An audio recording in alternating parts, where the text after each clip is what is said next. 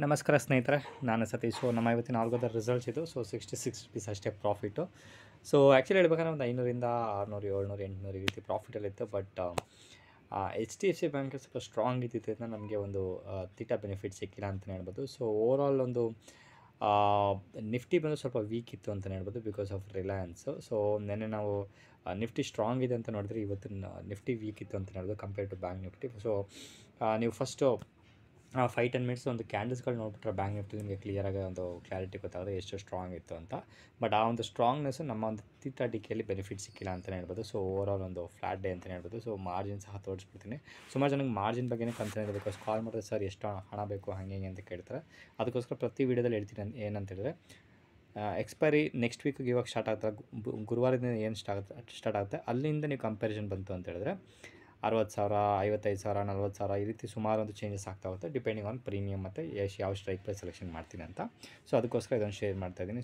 ನಮ್ಮ ಒಂದು ಟ್ಯಾಕ್ಸಸ್ ಬಂದು ಆಲ್ಮೋಸ್ಟ್ 31 ರುಪೀಸ್ ಇದೆ. ಸ್ವಲ್ಪ ಒಂದು ಪ್ರೀಮಿಯಮ್ ಜಾಸ್ತಿ ಇದ್ದಿದ್ದರಿಂದ ಸ್ವಲ್ಪ ಒಂದು ಟ್ಯಾಕ್ಸಸ್ ಜಾಸ್ತಿ ಆಗಿದೆ ಅಂತಲೇ ಹೇಳ್ಬೋದು. ಅದು ಬಿಟ್ಟರೆ ಓವರಾಲ್ ಒಂದು 66 ರುಪೀಸ್ನ ಒಂದು ಪ್ರಾಫಿಟ್ ಯಾವುದೇ ರೀತಿ ಒಂದು ದೊಡ್ಡ ಅಮೌಂಟ್ ಇಲ್ಲ ಅಂತಲೇ ಹೇಳ್ಬೋದು. ನೋಡ್ಬೋದು ಇಂಡಿಯಾ ವಿಕ್ಸ್ ಆಲ್ಮೋಸ್ಟ್ ಒಂದು 10-11% ಇನ್ಕ್ರೀಸ್ ಆಗಿತ್ತು. ICICI ಬ್ಯಾಂಕ್ ನೋಡ್ಬೋದು ಸಿಕ್ಕಾಪಟ್ಟೆ ವೀಕ್ ಇತ್ತು. ಅದರ ಕಾಂಪನ್ಸೇಟಿಂಗ್ ಒಂದು ಕಾಂಪನ್ಸೇಟಿಂಗ್ ಇರಲ್ಲ, ಅಕೌಂಟಿಗೆ ಬರೋದು ಕಾಂಪನ್ಸೇಟಿಂಗ್ ಇರಲ್ಲ ಅಂತಿದ್ದೀನಿ. ಕಾಂಪನ್ಸೇಟ್ ಮಾಡಿದಂತಹ HDFC ಬ್ಯಾಂಕು ಸಿಕ್ಕಾಪಟ್ಟೆ ಒಂದು ಅಪ್ ಟ್ರೆಂಡ್ ಇತ್ತು ಅಂತಲೇ ಹೇಳ್ಬೋದು.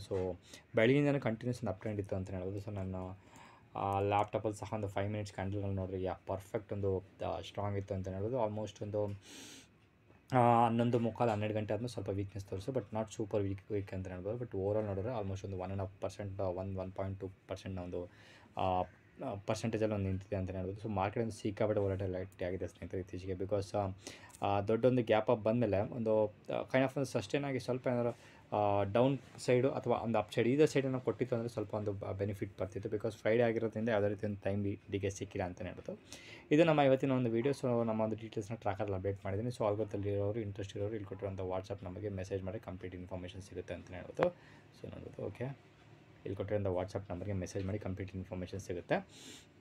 ಈ ಒಂದು ಆಲ್ಗೋ ನಾನು ಏನು ನಿಮ್ಗೆ ಆಡಿಯೋ ಹೇಳಿದ್ದೆ, ಆಲ್ಗೋನ ಒಂದು ಎನ್ಹಾನ್ಸ್ಮೆಂಟ್ಸ್ ಮಾಡ್ತಾಯಿದ್ದೀನಿ. ಆ ಒಂದು ಆಲ್ಗೋ ಯಾರು ಪರ್ಚೇಸ್ ಮಾಡಿದಾರೋ ಎಕ್ಸಿಸ್ಟಿಂಗ್ ಯೂಸರ್ಸು ಅವರ ಒಂದು ಏನಂದರೆ ಒಂದು ಸೆಟ್ಟಿಂಗಿಗೆ ಆಲ್ಮೋಸ್ಟ್ ಒಂದು ಫ್ರೀ ಅಪ್ಡೇಟ್ ಸಿಗುತ್ತೆ ಅಂತಲೇ ಹೇಳ್ಬೋದು. ನೀವೇನು ಇನ್ ಕೇಸ್ ಏನಾದರೂ ಆಲ್ಗೋನ ಪರ್ಚೇಸ್ ಮಾಡಿದರೆ ನನಗೆ ಇನ್ನೂ ಟಚಲ್ಲಿ ಏನಾದಿತ್ತು ಮೆಸೇಜಸ್ ಏನಾದ್ರು ಮಾಡ್ತಿತ್ತು ಅಂತ ಹೇಳಿದ್ರೆ, ಬಿಕಾಸ್ ಕೆಲವೊಬ್ಬರು ಮಾಡ್ತಿದ್ರೆ ಅವ್ರಿಗೆ ಆಲ್ರೆಡಿ ನಾನು ಹೇಳಿದ್ದೀನಿ ಅಪ್ಡೇಟ್ ಕೊಡ್ತೀನಿ ಅಂತ.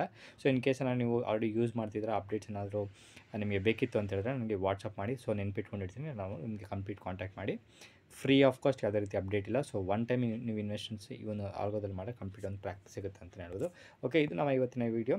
ನಾಳೆ ಒಂದು ಮತ್ತೊಂದೊಂದು ಸ್ಪೆಷಲ್ ವೀಡಿಯೋ ಆಗ್ತಾಯಿದ್ದೀನಿ ಸ್ನೇಹಿತರೆ. ಅದು ಬಂದು ನಮ್ಮ ಒಂದು ಸೆಬಿಯ ರೂಲ್ಸ್ ಪ್ರಕಾರ ಇನ್ ಕೇಸ್ ಯಾವುದಾದ್ರು ಇಂಪ್ಲಿಮೆಂಟ್ ಆಗ್ಬೋದು, ಯಾವುದಾದ್ರು ಇಂಪ್ಲಿಮೆಂಟ್ ಆಗಲ್ಲ.